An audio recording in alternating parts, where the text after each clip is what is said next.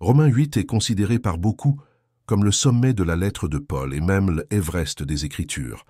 C'est un chapitre qui parle de la vie dans l'esprit, de la libération de la condamnation, de l'espérance au milieu de la souffrance, de la certitude de l'amour de Dieu et de la victoire finale en Christ. Cependant, c'est aussi l'un des textes les plus ignorés dans sa profondeur. Paul commence par une déclaration qui devrait être le cœur de la foi chrétienne.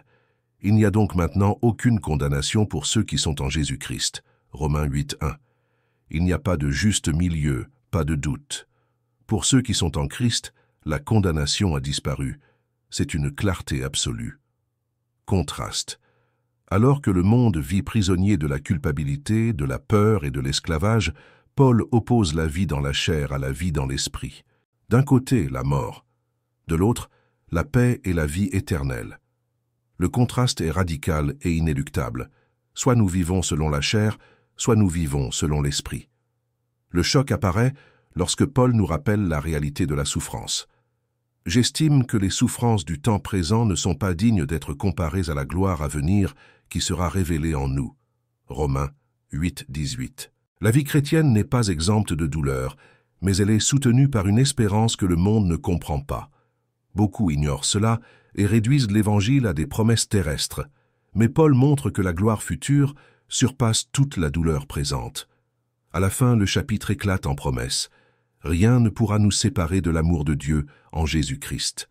Ni la mort, ni la vie, ni les anges, ni les dominations, ni les puissances, ni la hauteur, ni la profondeur. C'est la promesse d'une sécurité éternelle. Cette vidéo est une invitation à s'éveiller à la vérité ignorée de Romains 8. L'Évangile n'est pas une religion de culpabilité, mais de libération. Ce n'est pas une illusion de confort, mais une certitude de victoire. Comme l'a dit Charles Spurgeon, si je devais choisir un seul chapitre de toute la Bible à garder avec moi, ce serait Romains 8, car j'y trouve la condamnation détruite, l'esprit qui habite et l'amour du Christ invincible. Romains 8 débute par l'une des déclarations les plus libératrices de toutes les Écritures. Il n'y a donc maintenant aucune condamnation pour ceux qui sont en Jésus-Christ. Romains 8, 1. C'est comme si Paul ouvrait le rideau du ciel pour montrer le cœur de l'Évangile. Après avoir exposé dans des chapitres précédents la culpabilité universelle de l'homme, la gravité du péché et l'impossibilité d'être justifié par la loi, il brandit cet étendard de victoire. En Christ, il n'y a aucune condamnation. Le poids de cette affirmation est incompréhensible pour ceux qui vivent encore prisonniers de la culpabilité et de la peur. Le péché a apporté sur nous la sentence de mort. La loi, sainte et juste, a exposé notre faillite spirituelle. Par nature, nous étions tous sous la colère de Dieu. Mais Paul annonce, pour ceux qui sont en Christ, cette condamnation a été annulée. Le tribunal divin a déclaré, il est justifié. Non pas parce qu'il n'y avait pas de faute, mais parce que le Christ a pris sur lui toute la faute. Spurgeon disait, l'Évangile ne nous dit pas qu'il n'y avait pas d'accusation contre nous.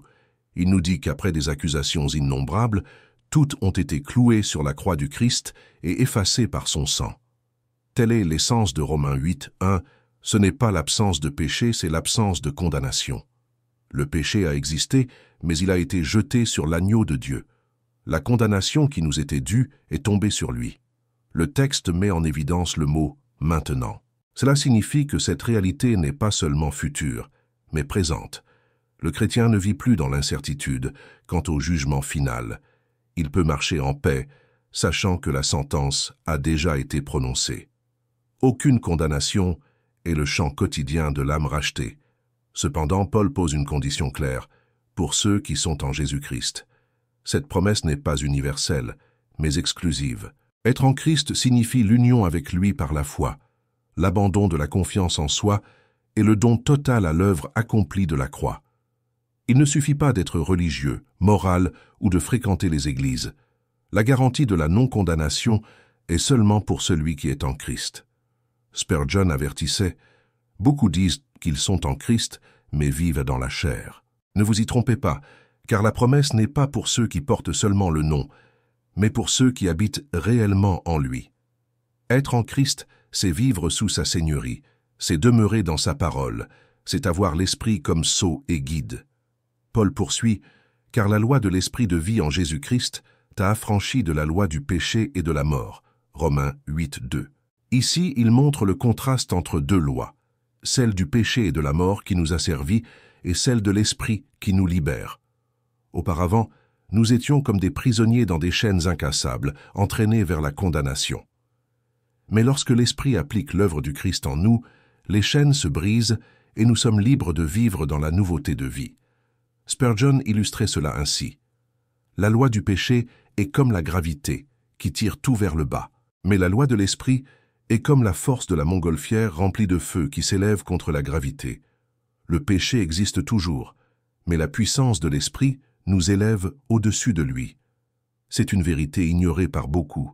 Il y a des chrétiens qui vivent comme s'ils étaient encore condamnés, portant toujours la culpabilité, craignant toujours le jugement, toujours incertains devant Dieu.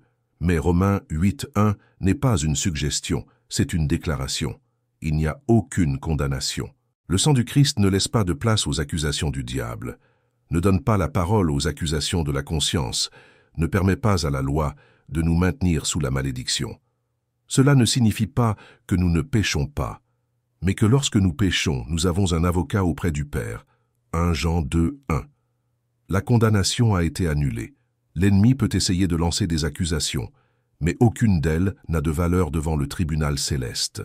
Cette certitude apporte la liberté, mais aussi la responsabilité. Nous ne sommes pas libres de pécher, mais de vivre dans la sainteté. Paul indique clairement que cette promesse est pour ceux qui ne marchent pas selon la chair, mais selon l'esprit. Ce n'est pas une excuse pour la chair, mais un appel à la vie dans l'esprit. Spurgeon concluait, « Si vous êtes en Christ, l'enfer peut grincer des dents, mais il ne peut vous toucher. La loi peut pointer votre culpabilité, mais elle ne peut vous condamner. Le péché peut essayer de vous accuser, mais il ne peut vous vaincre, parce qu'en Christ, la condamnation a été effacée pour toujours. » Par conséquent, le premier verset de Romains 8 est comme une pierre fondamentale. La vie chrétienne commence dans la certitude de la justification et marche dans la liberté de l'esprit. C'est la vérité ignorée par beaucoup, mais sans elle, il n'y a pas d'évangile. Après avoir proclamé qu'il n'y a aucune condamnation pour ceux qui sont en Christ, Paul nous mène à l'une des vérités les plus confrontantes de Romains 8. La distinction entre vivre selon la chair et vivre selon l'esprit. Il écrit « Ceux, en effet, qui vivent selon la chair, s'affectionnent aux choses de la chair, tandis que ceux qui vivent selon l'esprit s'affectionnent aux choses de l'esprit. Car l'affection de la chair, c'est la mort, tandis que l'affection de l'esprit, c'est la vie et la paix. » Romains 8, 5, 6. Ici, Paul présente deux chemins opposés. Il n'y a pas de zone grise, pas de troisième voie. Soit la personne vit dominée par la chair, soit elle vit guidée par l'esprit. Le contraste est radical. La chair mène à la mort, l'esprit mène à la vie et à la paix. C'est la vérité que beaucoup ignorent. La chair, chez Paul, n'est pas seulement le corps physique, mais toute la nature humaine corrompue par le péché. C'est le moi rebelle, le cœur qui désire l'autonomie, l'esprit enclin au péché. Celui qui vit selon la chair pense, désire et agit, mu par les plaisirs passagers de ce monde. Son esprit est un terrain fertile pour la vanité, l'orgueil, les désirs immoraux et la rébellion contre Dieu. Spurgeon disait « Le péché ne fait pas que tâcher les mains, il gouverne l'esprit. L'homme charnel ne pratique pas seulement le mal, il l'aime. Et c'est pourquoi sa vie est un chemin de mort. » D'autre part, vivre dans l'esprit, c'est être guidé par la présence de Dieu qui habite dans le croyant. C'est avoir l'esprit renouvelé, les affections transformées et les désirs alignés sur la volonté du Seigneur. L'esprit ne fait pas que visiter, il gouverne. Il nous enseigne à haïr le péché, à aimer la sainteté, à désirer la gloire du Christ par-dessus tout. Paul est direct, parce que l'affection de la chair est inimitié contre Dieu, car elle ne se soumet pas à la loi de Dieu, et elle ne le peut même pas. Or, ceux qui vivent selon la chair ne sauraient plaire à Dieu. Romains 8, 7, 8. Cela signifie que toute vie centrée sur l'ego est hostile au Seigneur. Il n'y a pas de neutralité. Celui qui vit selon la chair est en guerre contre Dieu, même s'il pratique extérieurement de bonnes œuvres ou affiche une religiosité. Spurgeon avertissait « L'homme dans la chair peut même monter sur la chair, chanter des hymnes, donner l'aumône, mais tant qu'il n'est pas né de l'esprit, il reste l'ennemi de Dieu. car le cœur charnel peut revêtir un habit de religion, mais il reste en rébellion contre le ciel. C'est une vérité dure, mais nécessaire. Beaucoup vivent dans l'illusion, pensant qu'ils peuvent être chrétiens, tout en marchant selon la chair. Paul brise cette illusion. La marque du vrai chrétien est que l'Esprit habite en lui. Pour vous, vous ne vivez pas selon la chair, mais selon l'Esprit, si du moins l'Esprit de Dieu habite en vous. Romains 8, 9. Voici le test. Celui qui a l'Esprit appartient au Christ. Celui qui ne l'a pas ne lui appartient pas. Cela signifie que le christianisme n'est pas seulement un changement de comportement, mais une vie nouvelle par l'Esprit. La chair peut produire une discipline extérieure, mais seul l'Esprit peut donner la vie nouvelle. La chair peut essayer d'imiter la sainteté, mais seul l'Esprit transforme de l'intérieur vers l'extérieur. Spurgeon disait « Ne demandez pas si vous priez, mais si l'Esprit prie en vous. Ne demandez pas si vous chantez, mais si l'Esprit met une mélodie dans votre âme. Car la vie spirituelle n'est pas l'œuvre de l'homme, mais de l'Esprit qui habite en l'homme. » Ce contraste pointe également vers le destin final. Celui qui vit dans la chair marche vers la mort éternelle.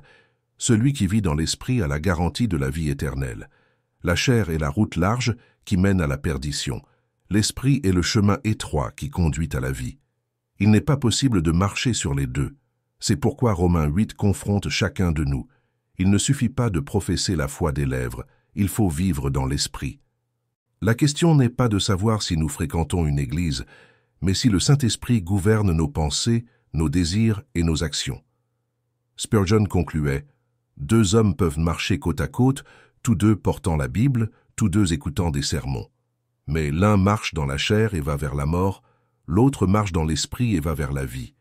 Ce qui les distingue, ce n'est pas l'apparence, mais la présence de l'esprit en eux. » Ainsi, Paul nous montre la vérité ignorée. Il n'y a pas de christianisme sans l'esprit. Il n'y a pas de vraie foi qui ne soit accompagnée d'une vie nouvelle. Le contraste est absolu. La chair est la mort. L'esprit est la vie et la paix. Après avoir montré le contraste entre vivre dans la chair et vivre dans l'esprit, Paul nous conduit à l'une des plus grandes richesses de Romains 8.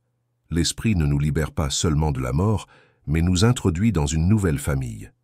Il écrit « Car tous ceux qui sont conduits par l'Esprit de Dieu sont fils de Dieu, et vous n'avez pas reçu un esprit de servitude pour être encore dans la crainte, mais vous avez reçu un esprit d'adoption par lequel nous crions « Abba, Père ». Romains 8, 14, 15. Voici la vérité ignorée par beaucoup. Le salut n'est pas seulement le pardon des péchés, mais la filiation divine. Nous ne sommes pas seulement des serviteurs libérés de l'esclavage, nous sommes des enfants adoptés par le Dieu éternel. Et cette adoption est garantie par le Saint-Esprit lui-même, qui nous donne le droit et l'audace d'appeler le Créateur de l'univers Abba, Père.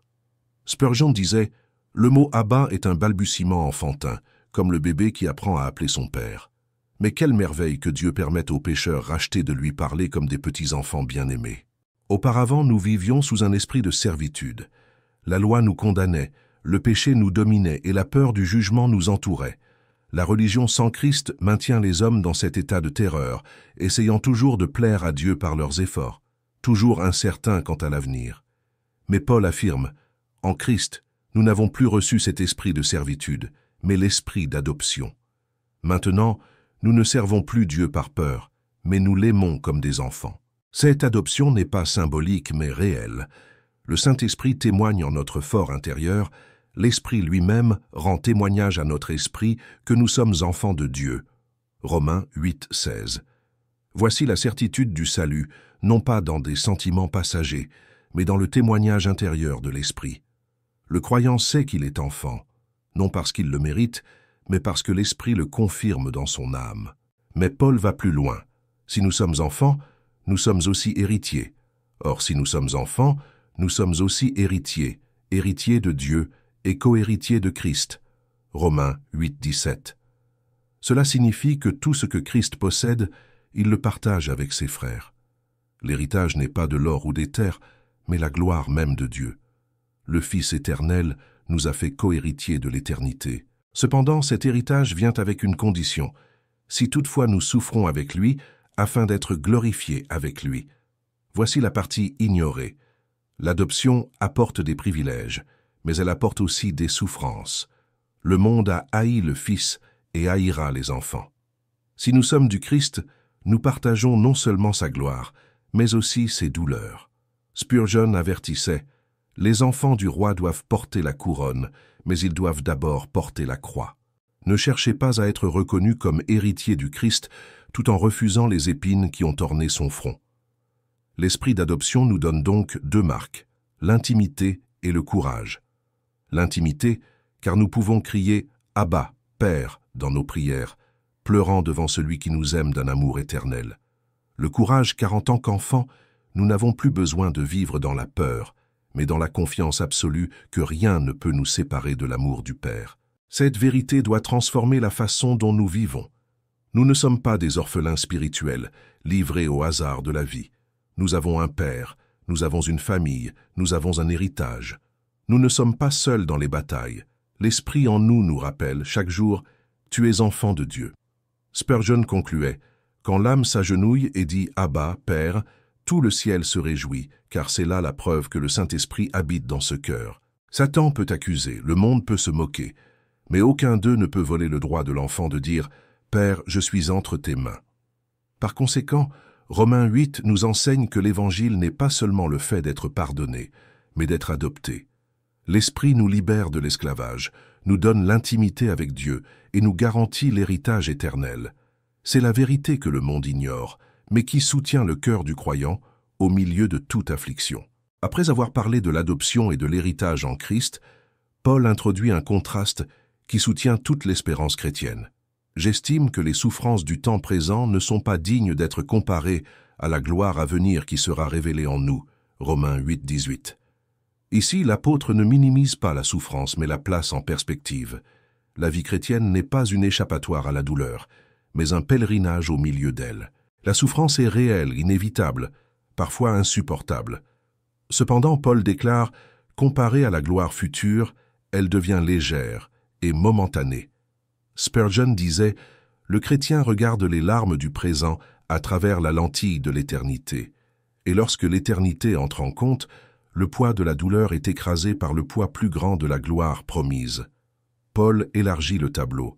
Aussi la création attend-elle, avec un ardent désir, la révélation des fils de Dieu. Romains 8, 19. La souffrance n'atteint pas seulement les hommes, mais toute la création, soumise à la corruption depuis la chute. La nature gémit comme dans les douleurs de l'enfantement, attendant le jour où elle sera libérée de l'esclavage de la décadence. De même que nous attendons la rédemption du corps, la création attend sa restauration. Cette vision élargit notre espérance. Non seulement l'âme sera renouvelée, mais tout le cosmos sera restauré. L'Évangile n'est pas seulement individuel, mais cosmique. Le péché a tout corrompu, mais le Christ restaurera tout. La souffrance présente est comme les douleurs de l'enfantement d'une nouvelle création qui est sur le point de naître. Spurgeon prêchait « Chaque gémissement du chrétien est un écho du gémissement de la création. Tous deux attendant le même jour, le jour où le péché sera effacé, la mort détruite et la gloire révélée. » Paul parle aussi de nous, croyants, gémissant intérieurement en attendant la rédemption. Nous avons les prémices de l'Esprit, mais nous n'avons pas encore la pleine moisson. Nous sommes déjà enfants de Dieu, mais nous ne voyons pas encore l'héritage dans sa plénitude. Cette tension entre le déjà et le pas encore est l'endroit où la foi vit. La souffrance présente nous rappelle que nous ne sommes pas encore arrivés, mais la promesse de la gloire nous garantit que nous y arriverons. Ce contraste est vital pour la vie chrétienne. Sans la perspective de la gloire, la souffrance nous écraserait. Sans le témoignage de l'Esprit, la douleur nous ferait abandonner. Mais Paul nous montre que la souffrance est le chemin vers la gloire, de même que la croix a précédé la résurrection. Spurgeon avertissait « N'attendez pas le ciel maintenant. Cette terre n'est pas notre foyer, c'est notre champ de bataille. Le chrétien ne marche pas sur des tapis de fleurs, mais sur des épines qui le mènent à la gloire éternelle. » L'espérance alors n'est pas un luxe, mais une nécessité. Paul écrit « C'est en espérance que nous sommes sauvés » Romains 8, 24. Nous ne voyons pas encore l'héritage, mais nous attendons avec patience. Cette espérance n'est pas vaine, car elle repose sur la promesse de Dieu. Elle est l'encre de l'âme au milieu des tempêtes de la vie. Le Saint-Esprit fortifie cette espérance en nous aidant dans nos faiblesses. Paul affirme que l'Esprit intercède pour nous par des soupirs inexprimables. Romains 8, 26. Tandis que nous souffrons, l'Esprit gémit avec nous et pour nous, alignant nos prières sur la volonté de Dieu. Ainsi, même lorsque nous ne savons pas prier, nous ne sommes pas seuls dans le cri. Spurgeon disait « Quand le cœur du croyant ne peut que laisser échapper des gémissements, l'Esprit traduit ces gémissements en prière parfaite devant le trône de Dieu. » Par conséquent, la souffrance présente n'est pas un signe d'abandon, mais un processus. Elle pointe vers quelque chose de plus grand, vers une gloire qui sera révélée en nous. Le chrétien souffre, mais souffre avec espérance. Il gémit, mais gémit avec attente. Il pleure, mais pleure les yeux tournés vers l'éternité. Spurgeon concluait « Le croyant peut entrer au ciel encore mouillé des eaux de la souffrance, mais lorsqu'il y mettra le pied, il verra que chaque larme en valait la peine. Car la gloire révélée ne compensera pas seulement la douleur, mais la fera paraître insignifiante devant la splendeur éternelle. » Ainsi, Romains 8 nous rappelle que nous ne devons pas mesurer la vie au poids du présent, mais à la certitude de l'éternité. La souffrance est inévitable, mais la gloire est incomparable. Au milieu de la souffrance présente, Paul introduit l'une des vérités les plus précieuses de Romains 8. Nous ne sommes pas seuls dans nos faiblesses. Il écrit « De même aussi l'Esprit nous aide dans notre faiblesse, car nous ne savons pas ce que nous devons demander dans nos prières, mais l'Esprit lui-même intercède par des soupirs inexprimables. Et celui qui sonde les cœurs sait quelle est l'intention de l'Esprit, parce que c'est selon Dieu qu'il intercède en faveur des saints. » Romains 8, 26-27. Ici, Paul révèle la tendresse de Dieu dans notre marche. Nous sommes faibles, limités, confus même dans nos prières. Souvent, nous ne savons pas quoi demander ou nous demandons mal, ou nous n'arrivons même pas à formuler de mots face à la douleur. Mais le Saint-Esprit, qui habite en nous, ne nous abandonne pas dans ces moments. Il intercède lui-même pour nous devant le Père, par des soupirs inexprimables qui ne peuvent être exprimés dans le langage humain. Spurgeon disait « Quand la prière d'un croyant se résume à des larmes et des soupirs, l'Esprit Saint traduit ces larmes en langage céleste. Ainsi, même les prières les plus brisées montent parfaites devant le trône. Cela signifie que nous ne prions jamais seuls. Chaque fois qu'un chrétien s'agenouille, le Saint-Esprit prie avec lui et pour lui. Quand notre voix faillit, l'Esprit continue. Quand notre foi vacille, il soutient. Quand nos paroles sont confuses, il les transforme en intercession parfaite selon la volonté de Dieu. » Et Paul relie cette œuvre de l'Esprit à la certitude de la providence divine. Nous savons que toute chose concourt au bien de ceux qui aiment Dieu, de ceux qui sont appelés selon son dessein. Romains 8, 28. Voici l'un des versets les plus connus, mais aussi les plus mal interprétés. Paul ne dit pas que toutes choses sont bonnes, mais que toutes concourent au bien. La souffrance n'est pas bonne en elle-même. La perte n'est pas bonne. La maladie n'est pas bonne, mais toutes ces choses sont utilisées par Dieu pour réaliser son dessein plus grand. La providence divine transforme même les tragédies en instruments de gloire. Spurgeon prêchait « Dieu est dans chaque détail. Les vagues peuvent sembler chaotiques, mais elles poussent tout le navire du chrétien vers le port du ciel. Pas même un cheveu ne tombe sans qu'il le permette. Et chaque larme du saint est utilisée pour son bien éternel. » Paul nous rappelle que ce bien n'est pas le confort terrestre, mais la conformité au Christ. Car ceux qu'il a connus d'avance, il les a aussi prédestinés à être conformes à l'image de son Fils. Romains 8, 29. C'est le bien suprême, être façonné à la ressemblance de Jésus. Souvent, cela se produit par le feu de l'affliction. Voici la vérité ignorée. La providence de Dieu ne signifie pas l'absence de douleur, mais le dessein dans la douleur. L'Esprit intercède, et le Père gouverne toutes choses pour nous rendre plus semblables au Christ. Cette certitude donne aux chrétiens la capacité de supporter ce que le monde ne supporterait pas. Spurgeon avertissait « N'interprétez pas Romains 8, 28 comme la promesse que vous aurez toujours la santé, la richesse ou le succès. Comprenez que c'est la promesse que chacune de vos douleurs, chaque perte, chaque larme, sera utilisée par Dieu comme un ciseau pour sculpter le Christ en vous. » Ce verset révèle également la sécurité de notre salut. Dieu nous a connus avant la fondation du monde, nous a prédestinés à la gloire, nous a appelés efficacement, nous a justifiés et nous glorifiera. Romains 8, 30. Tout le processus de la rédemption est entre ses mains. Rien n'échappe à son contrôle. Par conséquent, même lorsque nous ne comprenons pas, nous pouvons nous reposer. Même lorsque les circonstances semblent contredire la promesse, nous savons que Dieu est aux commandes. L'Esprit intercède dans nos faiblesses et le Père gouverne dans sa providence.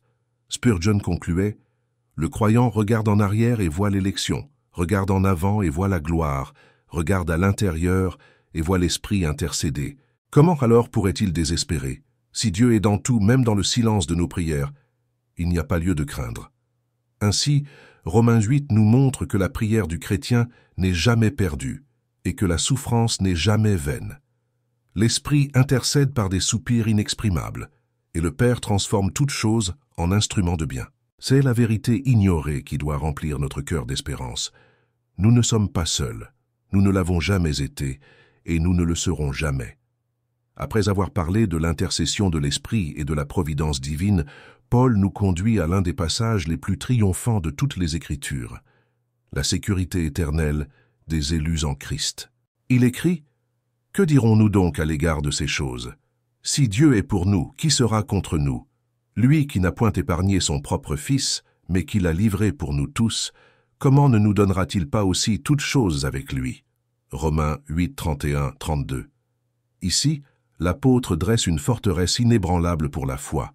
Si Dieu lui-même est pour nous, rien dans l'univers ne peut être contre nous de manière définitive. Cela ne signifie pas que nous n'aurons pas d'ennemis, mais qu'aucun d'eux ne pourra nous vaincre. La croix du Christ est la preuve suprême. Si Dieu nous a donné le plus grand de tous les présents, son Fils, comment ne nous donnerait-il pas aussi tout ce dont nous avons besoin pour atteindre la gloire?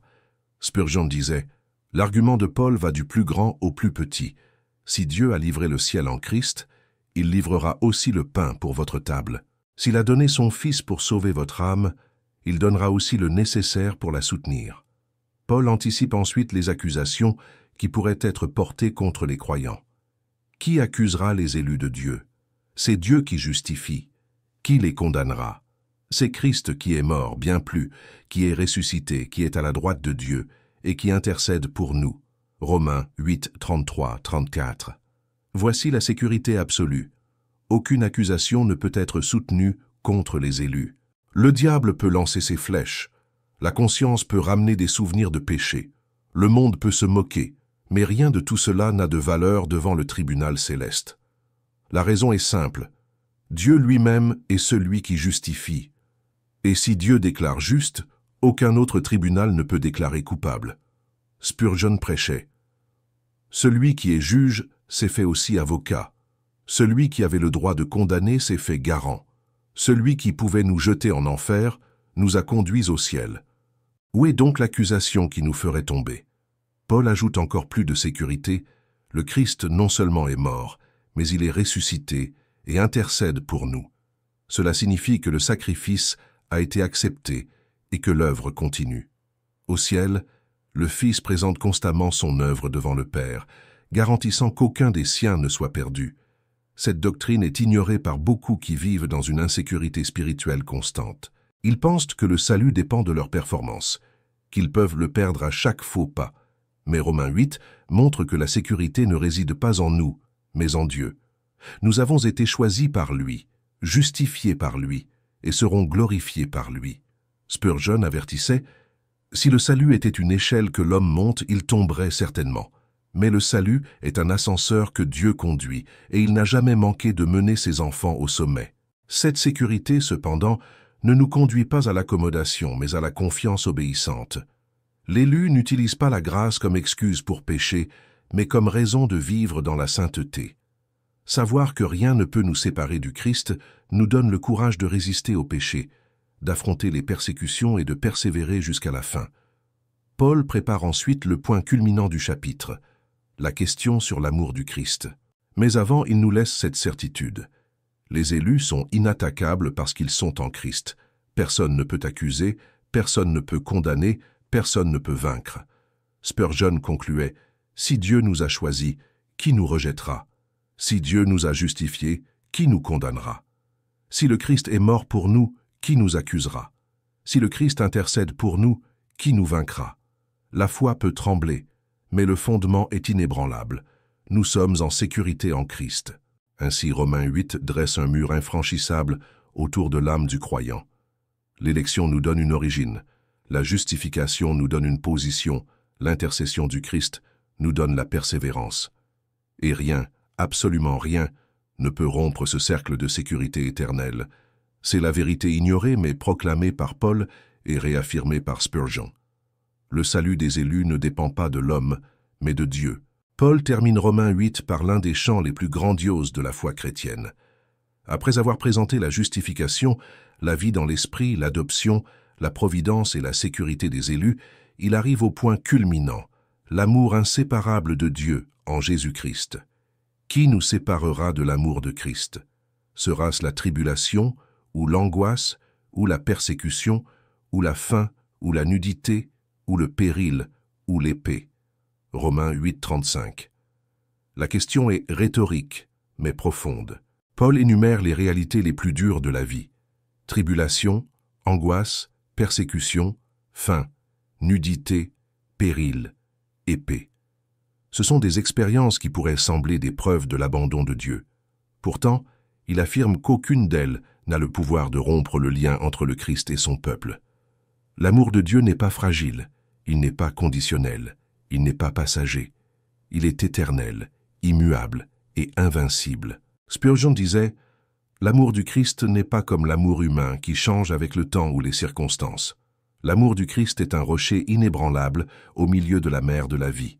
Les vents peuvent souffler, les vagues peuvent rugir, mais l'amour reste le même. » Paul ajoute « Selon qu'il est écrit, c'est à cause de toi qu'on nous met à mort tout le jour, qu'on nous regarde comme des brebis destinées à la boucherie. » Romains 8, 36.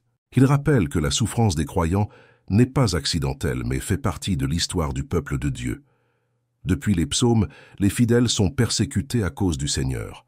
Mais, même s'ils sont livrés comme des brebis, ils ne sont pas vaincus. La victoire est certaine, mais dans toutes ces choses nous sommes plus que vainqueurs, par celui qui nous a aimés. Romains 8, 37. Nous ne sommes pas vainqueurs malgré les épreuves, mais au milieu d'elles. L'amour du Christ ne nous délivre pas de la fournaise, mais nous soutient à l'intérieur. Nous sommes plus que vainqueurs, parce que nous ne faisons pas que survivre, mais nous triomphons spirituellement de tout ce qui semblait nous détruire. Spurgeon prêchait « Plus que vainqueurs, nous ne faisons pas que vaincre la tentation, nous utilisons la tentation pour grandir. Nous ne faisons pas que vaincre la douleur nous rend plus semblables au Christ. Nous ne faisons pas que vaincre la mort nous ouvre les portes du ciel. » Paul conclut alors par une conviction inébranlable. « Car j'ai l'assurance que ni la mort, ni la vie, ni les anges, ni les dominations, ni les choses présentes, ni les choses à venir, ni les puissances, ni la hauteur, ni la profondeur, ni aucune autre créature ne pourra nous séparer de l'amour de Dieu manifesté en Jésus-Christ notre Seigneur. » Romains 8, 38, 39. Ici, il épuise toutes les possibilités. Aucune réalité créée, visible ou invisible, présente ou future, ne peut rompre l'alliance entre le Christ et les siens. La mort ne le peut pas, car elle a été vaincue. La vie ne le peut pas, avec ses tentations et ses distractions. Les anges et les dominations ne le peuvent pas, car ils sont déjà soumis au Christ. Le présent ne peut pas nous entraîner, ni l'avenir nous menacer. Rien ne peut nous éloigner, car l'amour de Dieu est scellé en Christ. C'est la vérité que tant de gens ignorent. Beaucoup vivent dans la peur de perdre l'amour de Dieu, comme si c'était quelque chose d'instable, dépendant de leurs efforts. Mais Paul proclame « La sécurité est en Christ, pas en nous. L'amour de Dieu est plus fort que nos défauts, plus profond que nos péchés, plus durable que nos inconstances. » Spurgeon a conclu « Si l'amour du Christ pouvait être rompu, il l'aurait déjà été, car nos péchés sont nombreux, nos faiblesses sont constantes et nos ennemis sont puissants. Mais l'amour demeure, car il ne dépend pas de nous, mais de celui qui nous a aimés jusqu'à la fin. » Romains 8 se termine comme il a commencé, sans condamnation et sans séparation. Le chrétien vit entre ces deux certitudes. Au début, aucune condamnation. À la fin, aucune séparation. C'est le chant de la victoire qui soutient l'Église en tout temps. Par conséquent, la vérité ignorée de Romains 8 est la suivante. Il n'y a pas de force dans l'univers capable de séparer le peuple de Dieu de l'amour qui est en Christ. La souffrance peut nous blesser, mais elle ne peut nous éloigner. La mort peut nous toucher, mais elle ne peut nous vaincre. L'enfer peut nous accuser, mais il ne peut nous condamner. L'amour du Christ nous enveloppe maintenant et pour toujours. Si ce message de Romains 8 a parlé à votre cœur, laissez votre j'aime maintenant. Cela aide la parole à atteindre plus de vie. Écrivez dans les commentaires « Rien ne peut me séparer de l'amour du Christ ». Ce sera votre témoignage public de foi et de confiance dans le Seigneur qui a vaincu la condamnation et garantit notre victoire éternelle. Et n'oubliez pas, abonnez-vous à la chaîne L'École du Prince et activez la cloche. Ici, nous prêchons la parole comme elle doit l'être, sans coupe, sans dilution et sans crainte de confronter le péché.